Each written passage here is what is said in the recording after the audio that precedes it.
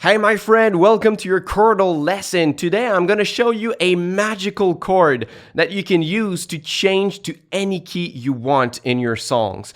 So changing keys or modulating is a great tool to be able to get more energy in your song without writing new material. And common ways to do that is to either identify your first and your second key and find common chords between both of these keys and using these chords as transitions between the first and the second key so that it flows in a smooth way. That's what many classical composers were doing really efficiently. And then there's the opposite. In pop songs, sometimes they're going to change key abruptly without announcing it. So that's the opposite of the spectrum, super smooth or super abrupt. And there's another way that's kind of a middle ground, and it's to use that special chord I'm going to show you, and it's the sus4 chord. When you are hearing a sus4 chord resolving on its major chord, you instantly know that it's going to be the new 5 chord of your new key, the dominant chord of your new key. So if you hear that, where do you want it to resolve? Da, da, da, da, da, da,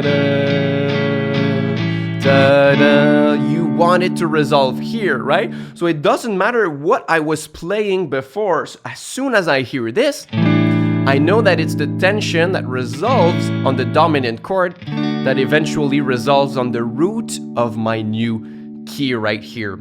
So first of all, which shapes of sus4 chords could we use for that? The one I was playing is a dominant 7 sus4 chord like this, in a bar position, and to resolve it, you just replace your pinky by your middle finger on the 3rd string. You can do the same from the 5th string. You just have to compensate 1 fret higher on the 2nd string. And then to resolve it, you just, you change your pinky 1 fret down. I prefer to play them in bar position in a dominant 7 structure, because if you want just to play a sus4 without a 7th in it, it's played like this. So it still sounds good, but there's like a cluster of fingers on the same fret, and I find that it's more comfortable with the dominant 7 shape. And it doesn't change much, like the quality of the chord stays pretty much the same. So with these two shapes, you can pretty much cover the entire fretboard and all keys that you want. Maybe you could also choose some open chords if you want, like the sus4 on D, or maybe on A major, or C, or even on G. I really like this voicing right here. So you can use any of those sus4 chords. And then it's just a matter of slapping that sus4 chord to your new key anywhere you want, and that's just going to work. That's going to be maybe a bit surprising if it's far from the key you were, but it's always going to work. So let's say I am in the key of C major and I play something like...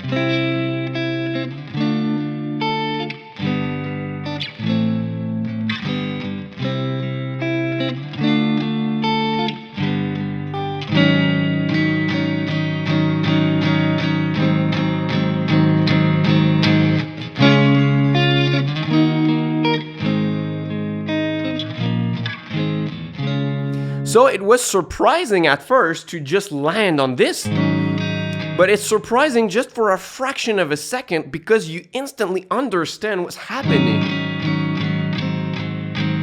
And it just really doesn't bother you in that case. So I was in the key of C major, and I went to the key of C sharp major, which are really distant keys. The first one has no sharps, and the second one has 7 sharps, so it's really, really far, and to me, it sounded good, right? And if I want, I can even come back to my original key if I want, with the same principle, to land on the sus4 chord of the dominant chord of the key I want, where I want to go. So if I am in C sharp major,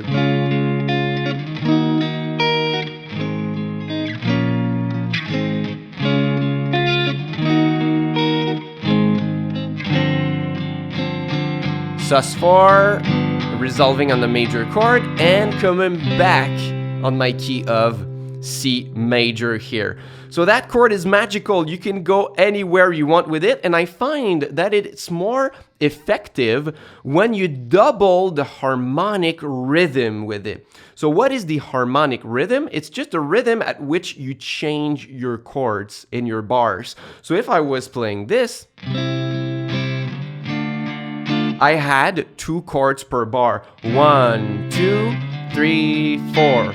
1, 2, 3, 4. 2 chords per bar. But when I play that, 1, 2, 3, 4. 1, 2, 3, 4. So now I'm playing an entire chord by bar. I play 4 pulsations per bar. 1, 2, 3, 4. So I doubled the harmonic rhythm. I played my chords twice as long. And by doing that, you really let the listeners some time to digest what's happening. It's like, okay, there's a tension, a resolution. I understand where we're going. And we're going there, right? So it's just resolving exactly on the expectations of your listener here.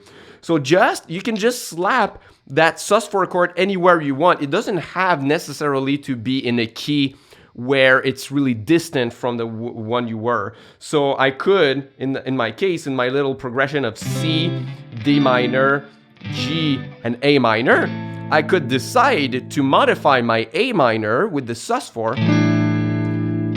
resolve, and then go on the key of D major, which is much closer to the key of C major. So in that case, that works too.